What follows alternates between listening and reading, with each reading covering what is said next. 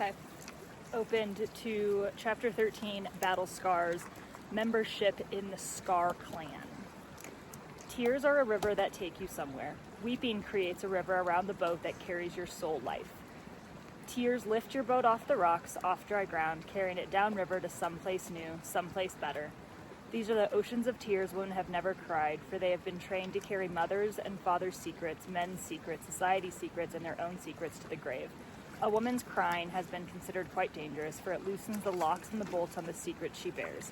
But in truth, for the sake of women's wild soul, it's better to cry. For women, tears are the beginning of intuition into the Scar Clan, that timeless tribe of women, all colors, all nations, all languages, down through the ages, have lived through great something, and yet who stood proud, still stand proud. Oh, shit. All women have personal stories as vast in scope and as powerful as Newman in fairy tales. But there is one kind of story in particular which has to do with women's secrets, especially those associated with shame. These contain some of the most important stories a woman can give her time to unraveling. For most women, these secret stories are her own personal ones, embedded, not like jewels in a crown, but like gravel, black gravel under the skin of the soul. Okay, in all honesty, I'm having a really hard time placing my phone somewhere because I refuse to put it on a tripod. Because, why make things easy? You know what I'm saying, Coda? Exactly. Thank you for understanding. I appreciate it. So I'm going to hold my phone just so you have a really pretty view of the river, and hopefully me moving too much is not annoying. Yeah, no, I know you want treats, but it's going to be a hard no, my dude. Yeah, nothing for you right now. Go join your brother. He's doing something. Secrets as slayers. Over my 20 years practice, I've listened to 1,000 of secret stories that in the main were kept hidden for many years, sometimes for almost a lifetime.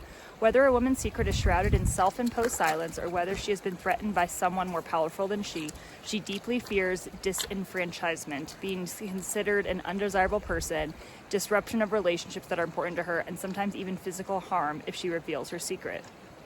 Some women's secrets are about having told a bald-faced lie or having done a purposeful meanness that caused someone else trouble or pain. However, in my experience, these are rare. More women's secrets revolve around having violated some social or moral code of their culture, religion, or personal value system.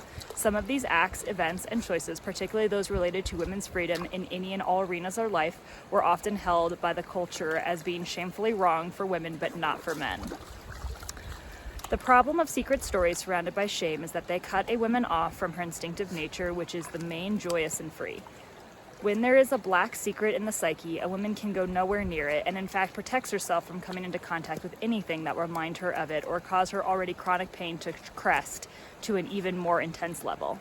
This defense maneuver is common and is an after effects of trauma, secretly influences women's choices in what she will or will not undertake in the outer world, which books, films, or events she will or will not involve herself with, what she will or won't laugh about, and what interest she gives herself to. In this sense, there is an entrapment of wild nature, what ought to be free to do, be, look into whatever it likes. Generally, secrets follow the same themes found in high drama. These are some of the themes of secret: betrayal, forbidden love, unsanctioned curiosity, desperate acts.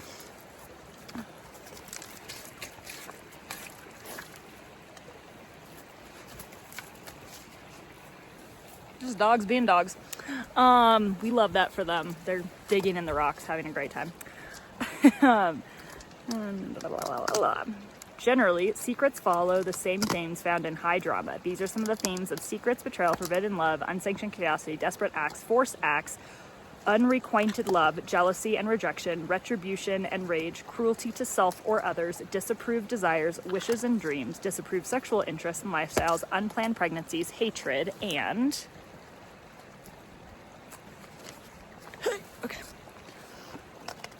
aggression, accidental death or injury, broken promises, loss of courage, loss of temper, incompletion of something, inability to do something, behind the scenes intervention and manipulation, neglect, abuse, and the list goes on. Most of the themes falling under the category of the sorrowful error. Secrets, like fairy tales and dreams, also follow the same energy, pattern, and structure of those found in drama. But secrets, instead of following the heroic structure, follow the tragic structure. The heroic drama begins with a heroine on a journey. Sometimes she is not psychologically awake. Sometimes she is too sweet and doesn't perceive danger. Sometimes she has already been mistreated and makes the desperate moves of a captured creature. However she begins, the heroine eventually falls into the clutches of whatever or whoever and is solely tested. Then, through her wit and because she has people who care for her, she is freed and stands taller as a result. In a tragedy of the heroine is snatched, forced, or drives straight into hell and is subsequently overwhelmed. No one hears her cries, or else her pleas are ignored. She loses hope, loses touch with the preciousness of life, and collapse. Instead of being able to savor her triumph over adversity or her wisdom of choices and her endurance, she is degraded and deadened. The secret a woman keeps are almost always heroic dramas that have been perverted into tragedies that go nowhere. But there is good news. The way to change a tragic drama back into a heroic one is to open the secret, speak of it to someone, write another ending, examine one's part in it and one's attributes in enduring it. These learnings are equal part pain and wisdom. The having lived through it is a triumph of the deep and wild spirit. The shame-filled secrets women carry are old tales. Any woman who has kept a secret to her own detriment has been buried by shame. In this universal plight, the pattern itself is archetypal. The heroine has been forced to do something, or through loss of instinct has been trapped into something. Typically, she is powerless to right the sad condition. She's in some way sworn or shamed into secrecy. She complies for fear of loss in love, loss of regard, loss of basic subsistence. To seal the secret further, a curse is placed upon the person or persons who would reveal it. A terrible something or other is threatened if the secret is ever revealed.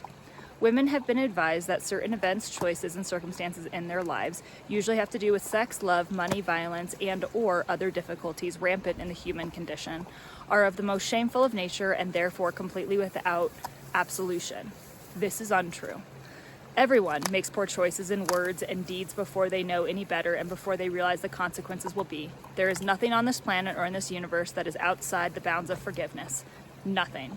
Oh no, you're saying this one thing I did is totally without pardon?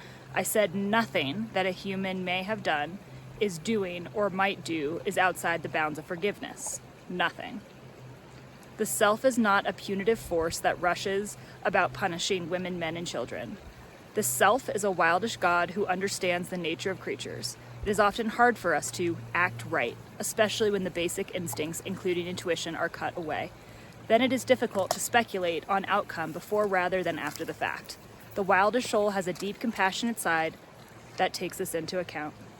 In the archetype of the secret, an enchantment of sorts and casts, like a black net across part of women's psyche, and she's encouraged to believe that the secret must never be revealed, and further, she must believe that if she does reveal, decent persons who come across shall revile her into perpetuity.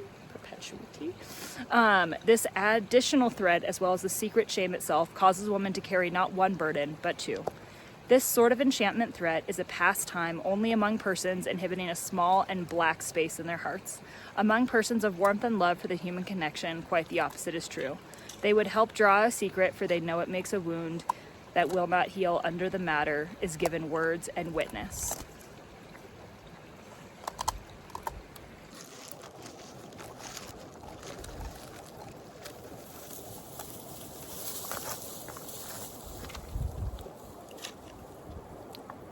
The dead zone. The keeping of a secret cuts a woman off from those who would give her love, succor, and protection. It causes her to carry the burden of grief and fear all by herself, and sometimes for an entire group, whether family or culture. Further, as Jung said, keeping secrets cuts us off from the unconscious. Where there is a shameful secret, there is always a dead zone in the woman's psyche, a place that does not feel or responded properly to her own continual emotional life events or to the emotional life events of others. The dead zone is greatly protected. It's a place of endless doors and walls, each locked with 20 locks, and the little creatures in women's dreams are always busy building more doors, more dams, more security, lest the secret escape. There is no way to fool the wild woman, however. She is aware of the dark bundles in a woman's mind that are tied around and round with ropes and bands. These spaces in a woman's mind do not respond to light or grace, so covered are over they.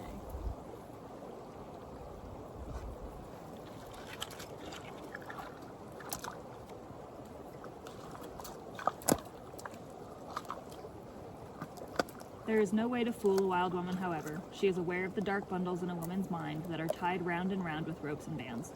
These spaces in a woman's mind do not respond to light or gray, so covered over are they. And, of course, since the psyche is greatly compensatory, the secret will find its way out anyway, if not in actual words, then in the form of sudden meningitis, intermittent and mysterious rages, all sorts of physical tics, torques, and pains, dangling conversations that end suddenly and without explanation, and sudden odd reactions to movies, films, and even television commercials. The secret always finds its way out, if not in direct words, then somatically, and most often not in a way that can be dealt with or helped in a straightforward manner.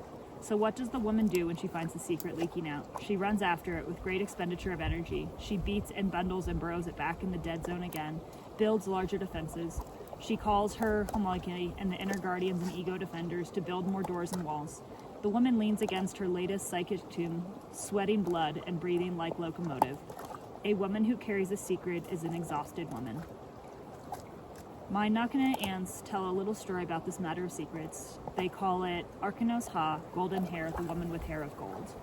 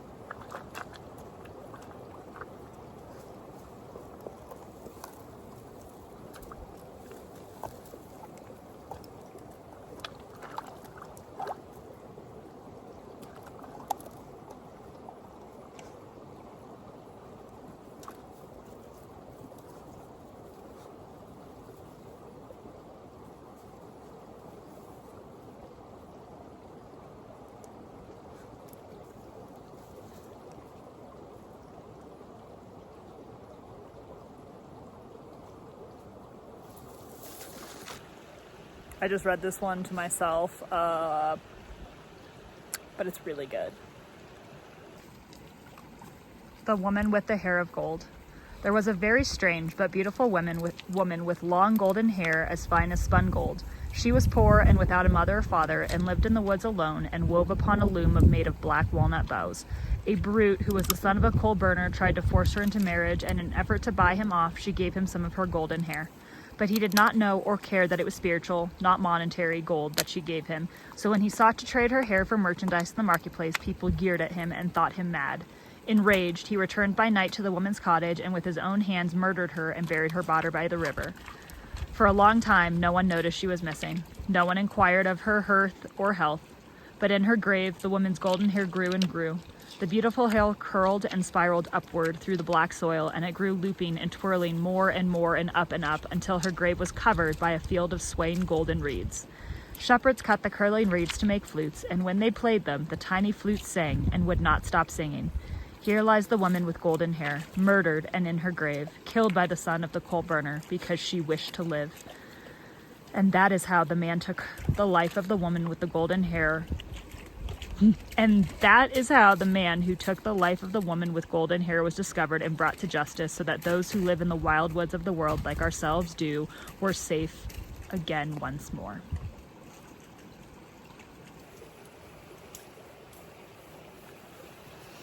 Damn!